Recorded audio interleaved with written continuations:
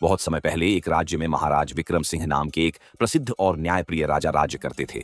उनका राज्य समृद्ध और खुशहाल था, लेकिन महाराज एक ऐसे मंत्री की तलाश कर रहे थे जो न केवल बुद्धिमान हो बल्कि ईमानदार भी हो। राज्य भर में यह खबर फैल गई कि राजा विक्रम सिंह अपने लिए एक योग्य मंत्री चुन रहे हैं। अनेक विद्वान व्यापारी और राजपुरुष इस पद के लिए दरबार में आए, लेकिन किसी में भी वह गुण नहीं दिखे जो महाराज ढूंढ रहे थे।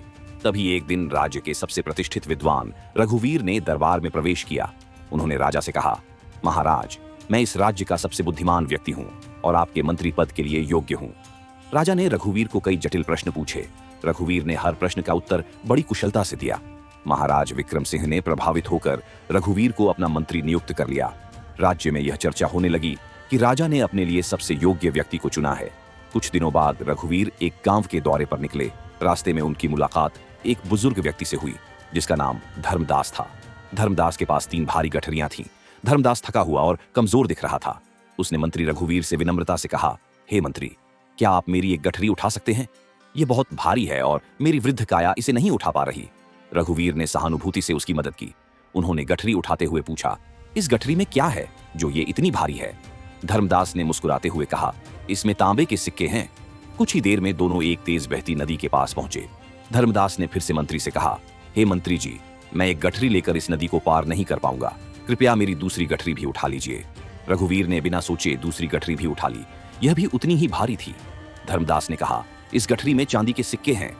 नदी पार करने के बाद वे एक बड़े पहाड़ के पास पहुंचे। धर्मदास ने निराश होते हुए कहा, अब यह पहाड़ चढ़ना मेरे बस की बात नहीं है, क्या आप मेरी तीसरी गठरी भी उठा सकते हैं? रघुवीर को यह काम थोड़ा मुश्किल लगने लगा, लेकिन उन्होंने फिर भी तीसरी गठरी भी उठा ली। धर्मदास ने एक रहस्यमयी मुस्कान के साथ कहा, इस गठरी में सोने के सिक्के हैं, लेकिन ध्यान रहे आप जरा धीरे चलिए, मुझसे ज्यादा तेज नहीं चला जाता। यह सुनकर रघुवीर के मन में लालच ने जन्म लिया। उन्होंने सोचा, अगर मैं इन तीनों गठरियां को लेकर भाग जाऊं तो मैं सबसे धनी व्यक्ति बन जाऊंगा और यह बूढ़ा तो मुझे पकड़ भी नहीं पाएगा। थोड़ी देर बाद रघुवीर ने मौका पाकर तीनों गठरियां लेकर भागने का फैसला किया। वह तेजी से भागे और अपने घर पहुंच गए। घर पहुंचते ही उन्होंने गठरिया को खोलकर देखा तो उनके आश्चर्य का ठिकाना नहीं रहा। तीनों गठरिया में सिर्फ लोहे के पुराने सिक्के थे। रघुवीर को समझ नहीं आ रहा था कि यह क्या हो गया। तभी दरवाजे पर दस्तक हुई।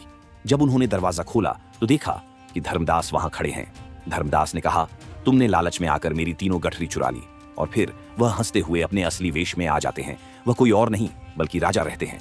राजा ने मुस्कुराते हुए कहा, रघुवीर, तुमने मुझे बुद्धिमानी से प्रभावित किया था, लेकिन आज तुमने साबित कर दिया कि तुम्हारे भीतर ईमानदारी नहीं है। मैंने तुम्हारी परीक्षा ली और तुम उसमें असफल हो गए। लालच के कारण तुमने वो खो दिया जो तुम्हें राजा के सबसे करीबी बना सकता था। रघुवीर सिर झुकाए खड़े थे। उन्हें अपनी गलती का एहसास हुआ। उन्होंने माफी मांगी, लेकिन राजा ने फैसला सुना दिया, जो लालच में अपने मूल्यों को भूल जाता है वह कभी राज्य का नेतृत्व नहीं कर सकता। इस घटना के बाद रघुवीर को उनके पद से हटा दिया गया। निष्कर्ष, लालच इंसान को बर्बाद कर देता है। केवल बुद्धिमानी ही नहीं बल्कि ईमानदारी और चरित्र ही इंसान की असली पहचान होती है। दोस्तों, आपको कहानी कैसी लगी? कमेंट में जरूर बताइए और ऐसी कहानी और देखने के लिए हमारे चैनल को सब्सक्राइब जरूर करें।